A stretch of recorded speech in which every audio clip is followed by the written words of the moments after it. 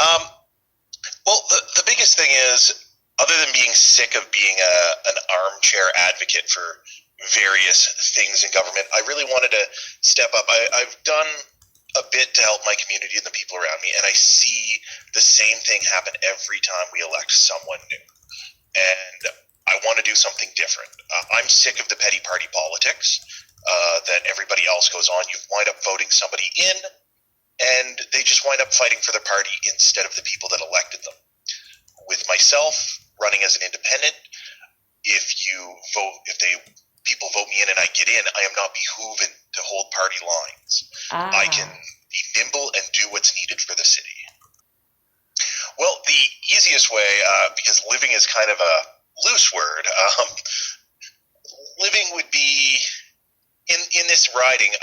Most of my time has been couch surfing, brief period squatting, living in a business that I had up here, generally suffering all the ills of unaffordable housing and all the uncertainty of housing in the city, in addition to just, generally living here, hearing what people have to say, knowing what the problems are, because I don't just see them, I live them.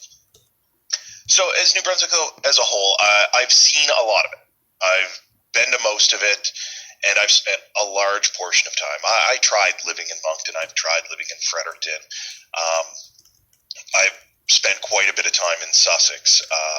Yet again, you get to meet the people, you get to see the problems, and as somebody like myself, you wind up living those problems. You see the shortcomings of all the different areas of this province. You see the people who are struggling and why they are struggling. I'm not just an outside observer saying, I hear the statistics on this. I'm either one of the statistics or I'm directly related or sitting with those statistics. Well, my main and most consistent gig as of late has been a barber. People come into the shop on Germain Street and they tell me about their problems. Nobody's truer and more honest and open about what's going on with their world than in a barber chair. I hear the complaints. I hear the concerns. Furthermore to that, I have been a member of the local arts community for a very long time, particularly in the world of music. And if you want to meet people on the fringe of society, both in the goods and the bads, it's musicians. They're the ones who deal a lot with the problems, so I hear it from them. And as far as knowing how the solutions go, a lot of these solutions are a lot more simple than most people would like to think. Problem with homelessness, home people. It's not a complicated process, but to have somebody who's actually been there, who sees it, it makes it easier. And working with the people every day, my entire career, that's what I think informs and gives me the best education I need to know what's going on here. The top 5 priorities would be, number 1, housing insecurity and homelessness in general. Food insecurity. The fact that people are still going to bed without food in their stomach in this city is appalling, considering how much we make. It will be, education reform. The amount of people who are leaving schools in this province that are having a difficult time even understanding basic reading. We really got to take a look at what we're doing and set ourselves up not only for a better future for all of those individuals, but as a province as a whole. Mm-hmm. Healthcare reforms. Our healthcare, it's good, but it's not great. I've experienced a lot of the problems with our healthcare and the shortcomings. Something just as simple as myself, I went through a period of time where I had a hernia and I was waiting on surgery, and that makes me very ineffective at my job, so I'm not earning as much. It's putting me at risk and everything else just due to long wait times. Yeah. It's a lot better to get people up and running again as fast as humanly possible so that they can get back to the normalcy of their life and not have so many concerns and worries, as well as our mental health care issues and all that. That healthcare, really, we need to take a look at it. Maybe what we're doing is entirely wrong. Maybe it needs a ground-up rebuild, but that's another story for probably another question later down the line. Yes. We also have the 5th big thing would be tax reform. Tax reform. If your candidates out there aren't preaching that, they're I agree. Yeah, that's the biggest thing. To be able to help everybody get things running right, we need to start putting money where it's supposed to be and making everything a lot more fair. If you're in the poorest section of New Brunswick and you're paying the highest taxes in that area, there's something that doesn't add up. Yeah. We need to make things add up at the end of the day, and that's really what we've got to do. The industrial tax in with that really needs to be looked at as well. I mean, if you've got to suffer the sights, the sounds, and as we all know, the smells of heavy industry, we should also be reaping all the rewards from it as well. And we're just not with the provincial government keeping a hold of all the industrial tax money. Okay, straight up, that one I feel is easy when you have places like Clinic, and I always get it backwards. The dyslexia kicks in. 544? No, sorry, 554. Yes. Always get those backwards. That's okay. We don't need to just fund that one. We need to fund one of those in every major city center. We need doctors who are trained and knowledgeable in the issues that come up there, and doctors that aren't just going to refuse because they're not trained on dealing with somebody that is trans, for instance. Like, we don't want anybody to not be able to receive the same healthcare as everybody else in a timely, healthy, and manageable way. Access to mental health and or addiction services. We definitely need to step that up. I have dealt with so many people with mental health issues in St. John and tried to help them attain them, and the fact that they're rarely attainable, and if they are, require so much work to get to, we really need to focus on that. And not just from a it's the right thing to do perspective, but even if you look at it from a keeping your population healthy and mentally well means they are working. They're no longer a liability line, if you will. They are now an asset line because they are a productive, healthy, happy member of society. It's way cheaper just to make their mental health better than it is to not deal with it at all. Yes. Or deal with it poorly. Just stop doing it. I don't need to really expand much more on that. I like other it. Areas have banned it. We should be doing the same. It doesn't make a lot of sense to be doing something that really it only benefits the heavy industry. It doesn't benefit all of us. House the homeless and ensure people who have homes now aren't worried about it. It just makes good sense. If you take care of people's two real, at the end of the day, basic needs, food and shelter, everything else becomes easier and cheaper. Yes. Frankly, focusing on affordable housing and at the end of the day, even free housing for those that absolutely need it, yep, is going to save us so much money. It just doesn't make good financial sense to keep slapping Band-Aids on that cost way more than it is to just solve it. Honestly, we need a complete restructuring of our emergency services in St. John, including the police. One, because they're doing jobs that their entire job wasn't meant to do. They're another great example of Band-Aid fixes being applied to problems instead of just dealing with the problem. When you start looking at crime, how much crime is driven by poverty in this city?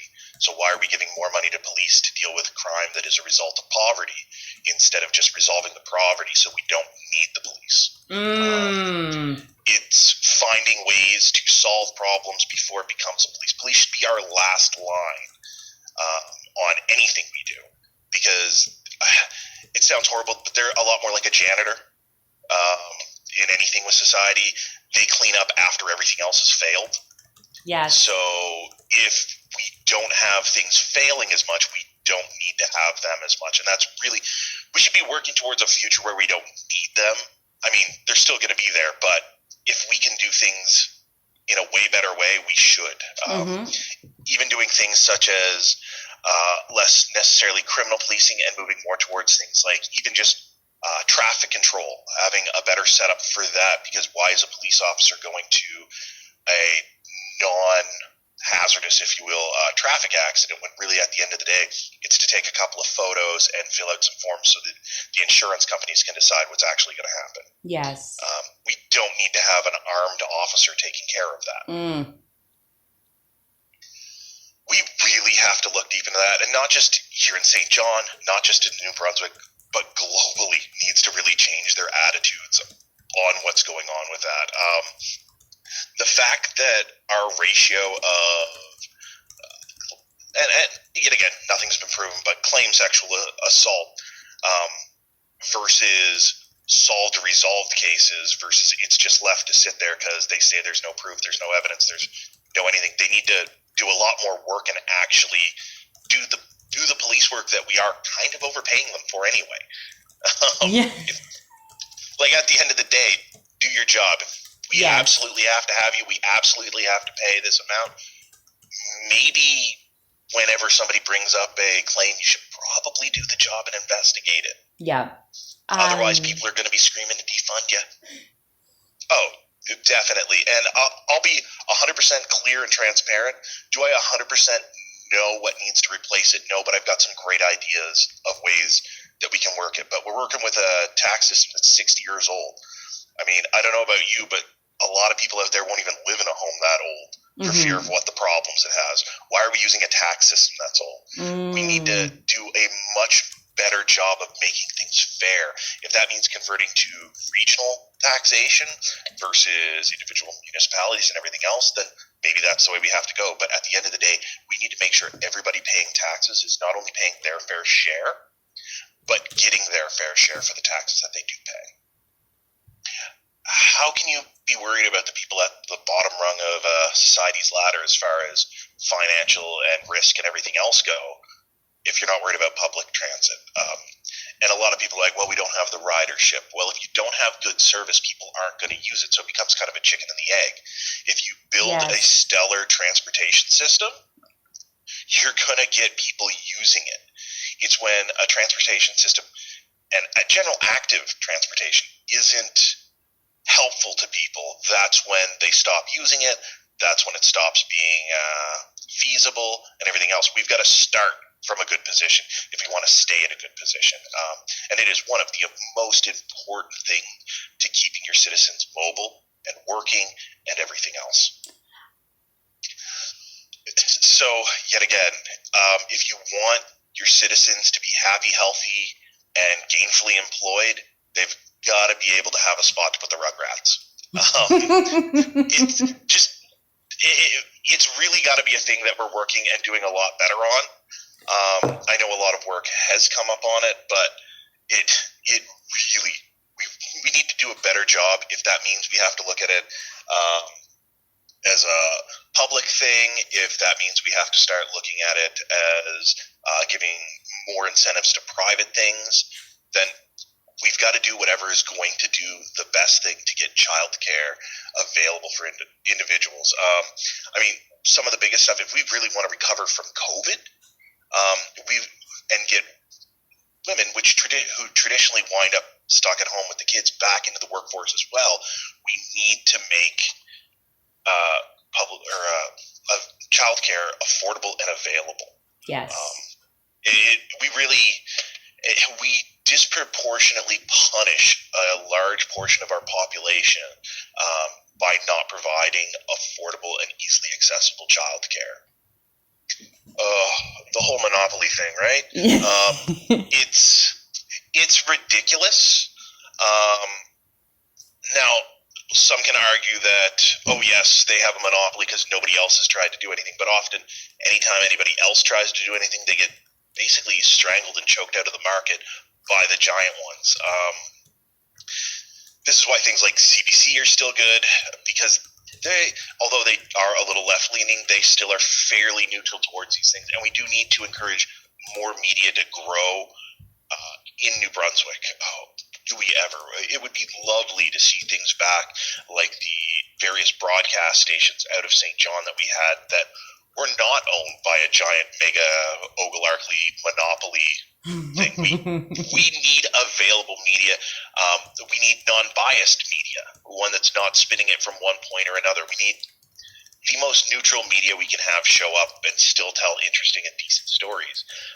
Unfortunately, not a lot of people are stepping up to the plate anymore, whether it's out of fear, whether it's out of lack of finances. And if at the end of the day, that's something that we have to fund, Maybe, but even then, my fears of government-funded media often tend to lean or bias towards the hand that feeds, if you will. So independent media is incredibly important, and I wish we had more. If there were if people had great ways to foster it, I'd love to hear it. I worked briefly in journalism myself, and just getting started up to get that audience and maintain a solid journalistic ethic of standards is incredibly difficult and incredibly hard, and I really hope some people out there are up to the challenge for it.